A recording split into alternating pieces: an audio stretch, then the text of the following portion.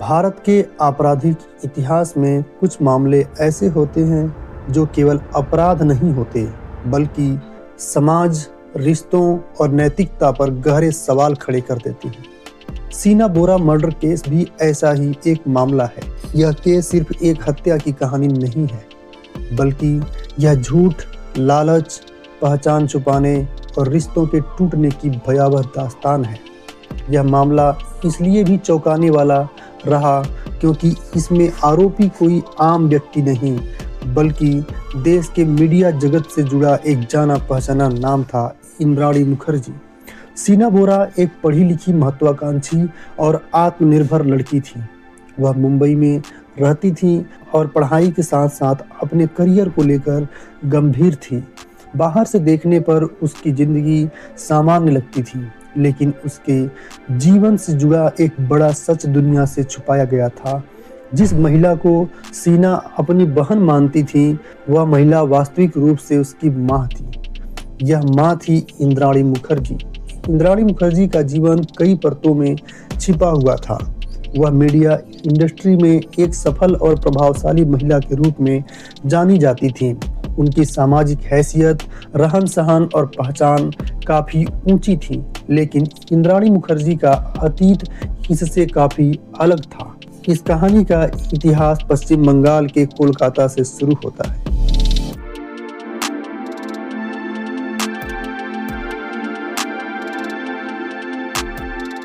सीना बोरा का जन्म 1989 में पश्चिम बंगाल के कोलकाता में हुआ था। वर्ष 1992 में सीना की मां यानी इंद्राणी मुखर्जी अपने दूसरे पति के साथ असम के गुवाहाटी चली जाती है। जाते समय अपनी बेटी सीना बोरा और बेटा मिखाइल बोरा को कोलकाता में ही पूर्व पति के पास ही रहने देती है। 1992 से इंद्राणी मुखर्जी का दूसरा पति संजीव खन्ना रहता है।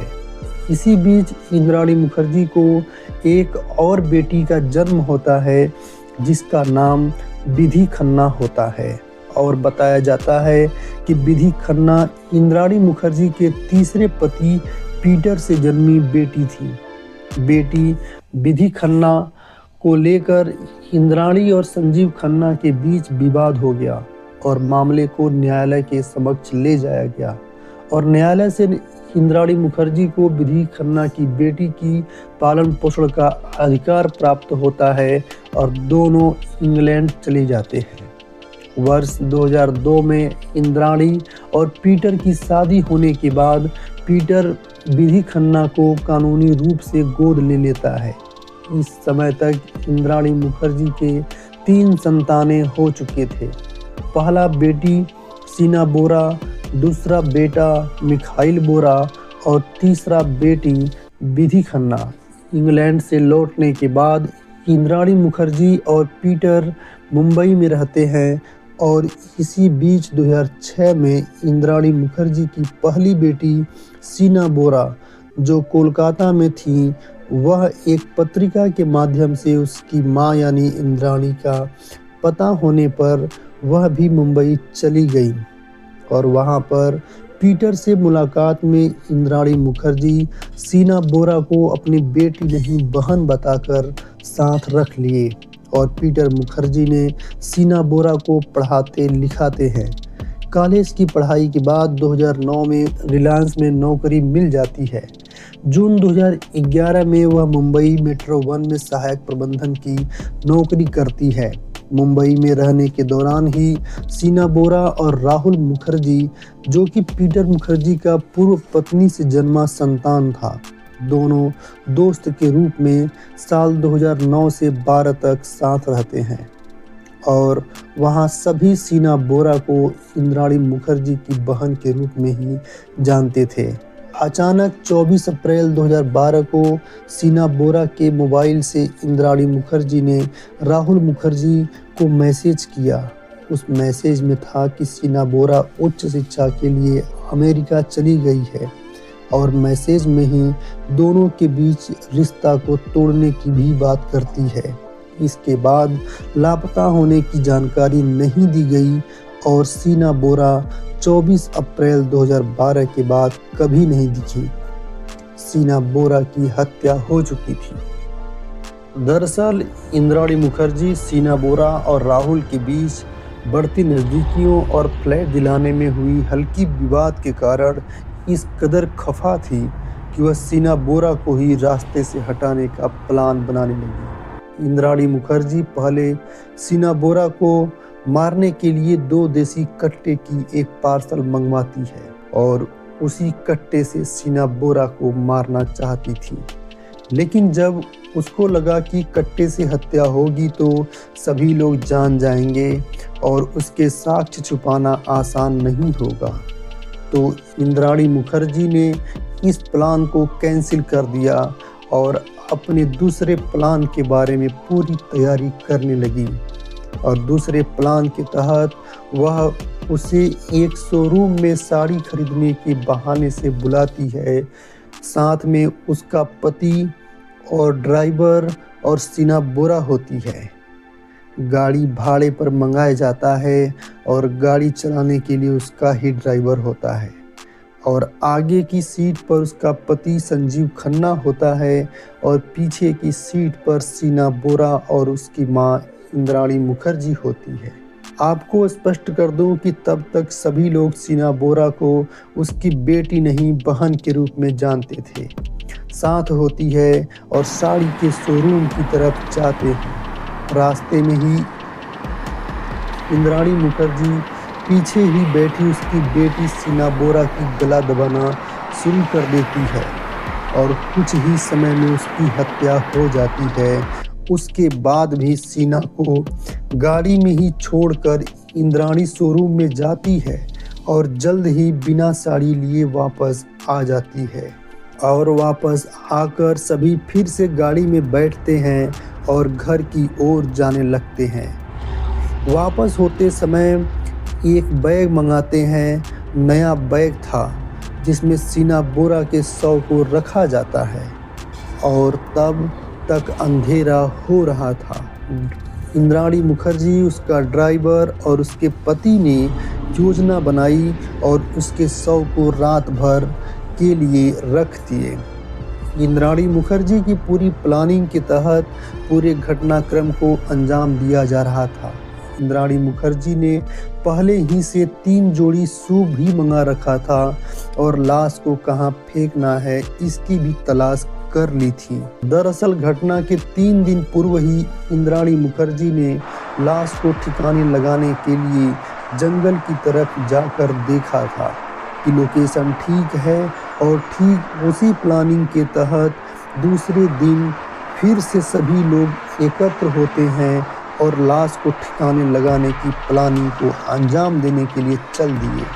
तीनों ने नए शू पहने ताकि जंगल की मिट्टी घर तक न आ जाए, जिससे जांच में पकड़ जाने के डर से पहन लिए और उसके बाद बैग में भरकर रखे गए शव को फिर से बाहर निकालते हैं और गाड़ी में फिर से वैसे ही बैठा दिए जैसे कि कोई बैठता है। इंद्राणी फिर पीछे ही बैठती है और सीना बोरा के बॉडी को अपने ऊपर टेक कर लिटा दी और किसी को मालूम न चले।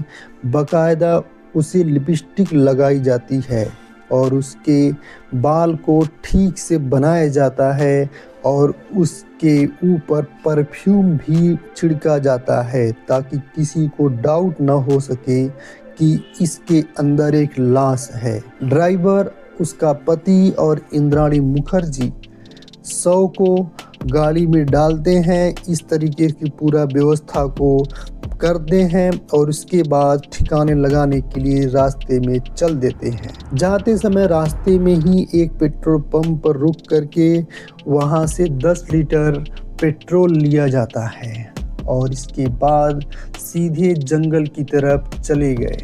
जंगल में जाने पर उसके बॉडी को फेंक दिया गया और उसके ऊपर पेट्रोल छिड़ककर आग लगा दी गई। इसके बाद एक छोटा सा बैग जिसमें इंद्राणी ने 3 जोड़ी शूज मंगाए थे उसके पास ही था, उसे भी उसी के ऊपर फेंक दिया गया। सभी लोग वहां से वापस आ गए। घटना को अंजाम देने के बाद वापस आकर इंद्राणी ने अपने ड्राइवर को रुपए देती है और गाड़ी की सफाई वगैरह ठीक से करा दे और फिर गाड़ी को वापस कर दे जहां से वो लाया था। जो नया बैग था वह बैग इंद्राणी मुखर्जी ड्राइवर को दे देती है कि इसे कहीं फेंक देना, लेकिन वह बैग फेंकने के बजाय अपने एक पड़ोसी को दिखाया कि ये बैग तुम लोगे, तो उसने स्वीकार कर लिया और उसे वो बैग ड्राइवर ने दे दिया।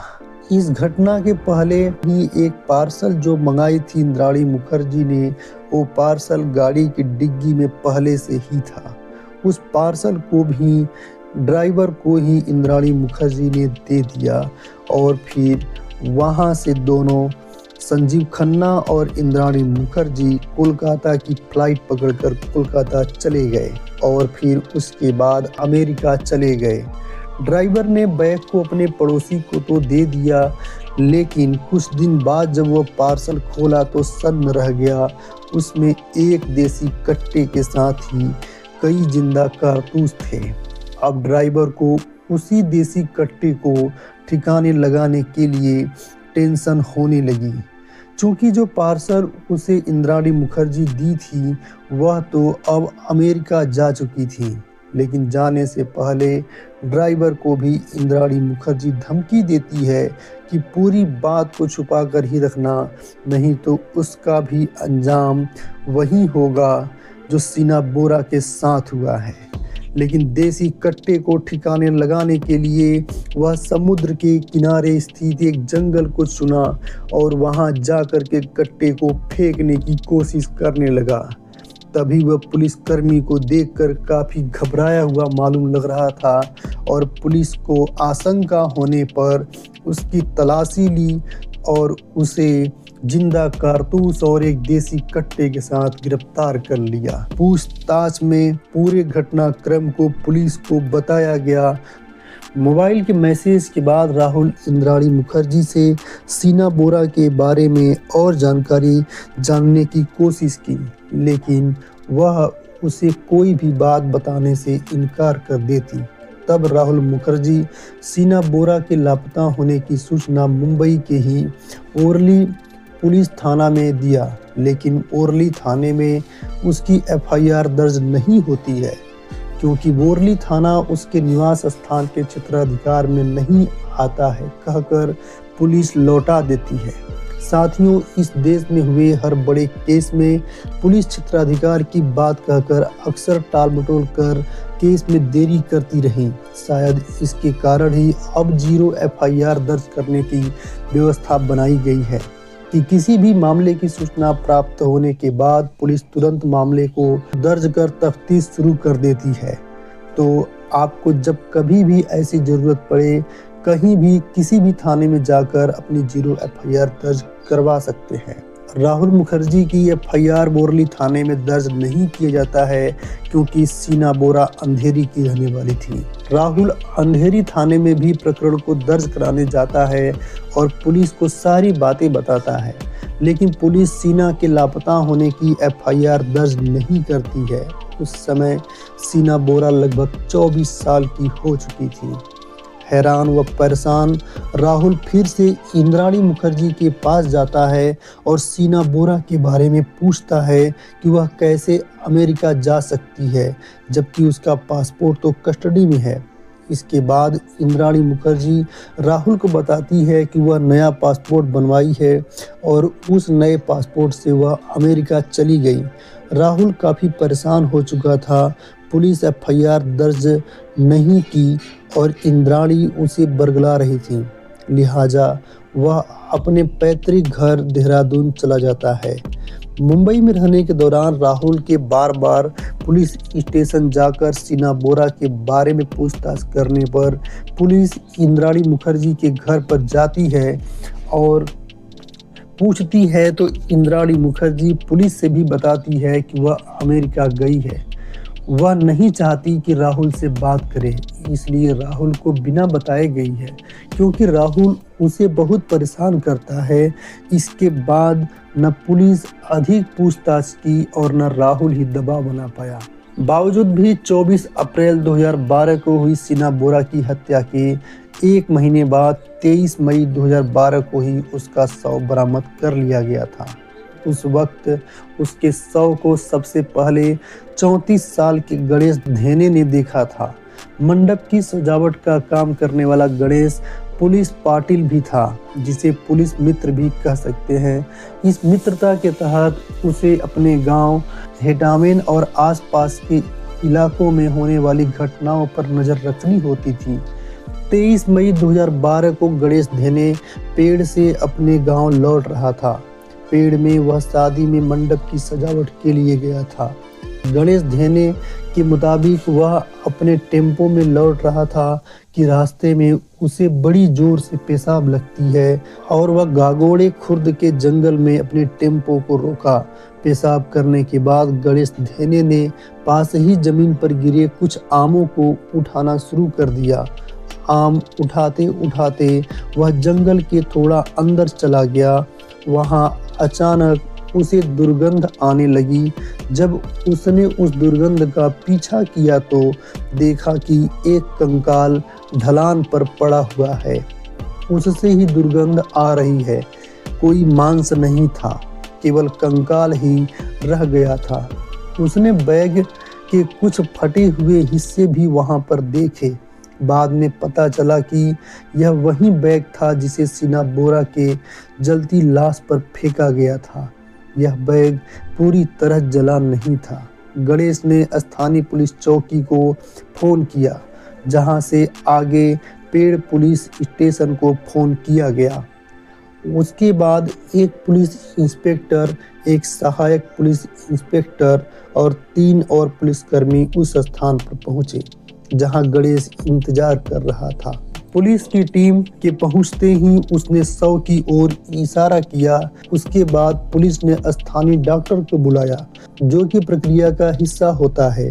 डॉक्टर ने शव के अवशेषों की जांच की, जिनमें से कुछ हड्डियों के नमूने पोस्टमार्टम के लिए भेजे जाने के लिए रख लिया गया और बाकी बचे अवशेषों को आम के पेड़ के पास जमीन खोदवा कर दफन करा दिया गया। पुलिस द्वारा एकत्र की गई हड्डियों को मुंबई के जे अस्पताल भेज दिया गया। इसके बाद क्या हुआ, इसके बारे में गणेश को कुछ पता नहीं चला। जलने के निशान दिखाई देने के कारण धेरे ने यह भी कहा कि उसे लग रहा था कि व्यक्ति को बेरहमी से मार दिया गया था। यहाँ तक कि उसे लग रहा था कि लोकल पुलिस द्वारा अपना काम ठीक से नहीं किया, उचित प्रक्रिया नहीं अपनाई गई। शरीर के जलने के संकेत के बावजूद न तो हत्या का मामला दर्ज किया गया और न ही एफआईआर दर्ज की गई। सिर्फ स्टेशन डायरी में एंट्री की गई थी। पोस्टमार्टम करने के लिए मुंबई पुलिस सैंपल भेजी, लेकिन आगे जांच करने की कोशिश नहीं की गई। लोकल पुलिस की लापरवाही का पता जे अस्पताल की तरफ से जांच करने वाले डॉक्टर जेबा खान के बयान से भी पता चलता है। डॉक्टर ने रिपोर्ट बनाकर लोकल पुलिस को फोन कर बताई गई, लेकिन लोकल पुलिस रिपोर्ट कलेक्ट करने नहीं गई और दिनांक 20 दिसंबर 2013 से रिपोर्ट पर कोई आगे की कार्रवाई नहीं किया गया। 3 साल बाद 21 अगस्त 2012 को मुंबई पुलिस ने श्याम मनोहर राय नाम के एक शख्स को गिरफ्तार किया। उसे अवैध रूप से बंदूक रखने के इल्जाम में गिरफ्तार किया गया था। इसी पूछताछ में राय खुलासा करता है कि 2012 में वो एक मर्डर में शामिल था। राय बताता है कि मर्डर करने के बाद लाश को रायगढ़ के जंगल में जला दिया और वहीं दफना दिया। श्याम मनोहर राय के खुलासे के बाद जब मुंबई पुलिस ने तफ्तीश शुरू की तो पता चला कि रायगढ़ के जंगल में मई 2012 में सच में एक महिला की अधजली लाश के कुछ हिस्से मिले थे। राय की बताई जगह पर जब खुदाई की गई तो वहां से लाश के कुछ हिस्से बरामद हुए। राय ने बताया कि वह कुछ समय पहले तक इंद्राणी मुखर्जी का ड्राइवर था। श्याम मनोहर राय ने मुंबई पुलिस को यह भी बताया कि 2012 में इंद्राणी मुखर्जी ने शीना बोरा की गला दबाकर हत्या कर दी थी। इंद्राणी शीना को अपनी बहन बताती थी। आगे जांच में पता चला कि शीना बोरा इंद्राणी की पहली बेटी थी जो अपनी मां को मुंबई में फ्लैट दिलाने के लिए ब्लैकमेल कर रही थी। जांच में यह भी सामने आया कि इंद्राणी मुखर्जी ने अपनी पहली बेटी और अपने बेटे मिखाइल बोरा को छोड़ दिया था। शीना को अपनी मां के बारे में तब पता चला जब उसकी तस्वीर पीटर मुखर्जी के साथ एक मैगजीन में छपी थी। मां का पता चलने के बाद शीना बोरा कोलकाता से मुंबई आ गई। इंद्राणी ने अपनी बेटी शीना की पहचान छुपाकर पीटर, अपने पति और सभी को शीना को अपनी बहन बताकर घर पर रख लिए थे। लेकिन 2012 में शीना बोरा गायब हो गई। इंद्राणी ने कहा कि वो अमेरिका चली गई है। बाद में राहुल मुखर्जी ने शीना के बारे में जानने की कोशिश की। आपको स्पष्ट कर दूं कि राहुल मुखर्जी पीटर मुखर्जी की पहली पत्नी के बेटे थे और शीना बोरा इंद्राणी मुखर्जी यानी पीटर की उस समय की पत्नी की बेटी थी। दोनों को एक दूसरे से प्यार हो गया था और वे दोनों एक दूसरे को बहुत चाहते थे। लिहाजा 2015 में जब मामला सामने आया तो जांच में पता चला कि इंद्राणी ने मुंबई के बांद्रा में शीना की गला दबाकर हत्या कर दी और उसके शव को रायगढ़ के जंगल में दफना दिया। इंद्राणी की गिरफ्तारी के बाद उसके पूर्व पति संजीव खन्ना को भी बेटी की हत्या में मदद करने और सबूत छिपाने के आरोप में गिरफ्तार किया गया। उसके बाद केस में जांच और कार्रवाई का सिलसिला तेज हो गया और मुंबई पुलिस की एक टीम दोबारा 28 अगस्त 2015 को 3 साल बाद रायगढ़ के जंगल के स्थानीय तहसील में गणेश धेने की मदद से उस जगह पर पहुंची। पुलिस की टीम खुदाई करने वाले मजदूर और कुछ फॉरेंसिक एक्सपर्ट भी थे और सभी को स्थानीय ग्रामीणों से भी हेल्प मिला। लेकिन बावजूद इसके 3 साल बाद शव की लोकेशन का पता लगाना आसान काम नहीं था। आसपास का माहौल काफी कुछ बदल चुका था। अगस्त का महीना चूंकि मानसून का महीना होता है, इसलिए यह इलाका उस समय यानी जिस समय दफनाया गया था से काफी अलग था। अब उस स्थान का पता लगाना काफी मुश्किल था। जंगल में कई नए पौधे उग गए थे जिससे उस जगह का पता नहीं लग पा रहा था। लेकिन धेने को एक बात पता था कि शव आम के पेड़ के नीचे दफनाया गया था। लेकिन वहां तो बहुत से आम के पेड़ थे। बहुत जगह खुदाई कर कर के देखा गया लेकिन शव का पता नहीं चल रहा था। आखिरकार अंत में उस जगह को ढूंढ लिया गया और शव को बरामद कर उसके अवशेषों को डीएनए और बाकी मेडिकल टेस्ट के लिए भेजा गया। पहले की मेडिकल रिपोर्ट और बाद के मेडिकल रिपोर्ट में काफी भिन्नता पाई गई, जिसके बाद केस उलझ रहा था। लिहाजा उच्च स्तर पर जांच के बाद स्पष्ट हो सका कि कंकाल मानव का ही था और उसके लिंग का पता चला और हत्या के बाद उसकी उम्र कद का भी पता चला और साथ ही रिपोर्ट ने स्पष्ट कर दिया कि मौत गला दबाकर हुई थी। इन तमाम विसंगतियों को लेकर मामला कोर्ट की दहलीज पर काफी पेचीदा होता गया। शीना बोरा को न इंसाफ मिला न शांति, लेकिन उसका केस हमें यह सिखाता है सच चाहे जितना दबा दो एक दिन सामने जरूर आता है और जब अपनों पर ही भरोसा टूट जाए तो समाज को और ज्यादा सतर्क होना पड़ता है। क्राइम की बात का मकसद डर फैलाना नहीं है। अगर आपके आसपास कोई सच छुपाया जा रहा है तो सवाल पूछिए, क्योंकि अपराध से लड़ने का सबसे बड़ा तरीका खामोशी नहीं सच्चाई है। इस संवेदनशील वीडियो को यदि आप पूरा देखकर यहाँ तक पहुँचे हैं तो अपनी राय कमेंट जरूर करें और हाँ, ऐसे ही किसी गंभीर मुद्दे पर आने वाली हमारी अगली वीडियो की नोटिफिकेशन के लिए चैनल को लाइक, शेयर और सब्सक्राइब करना ना भूलें। धन्यवाद।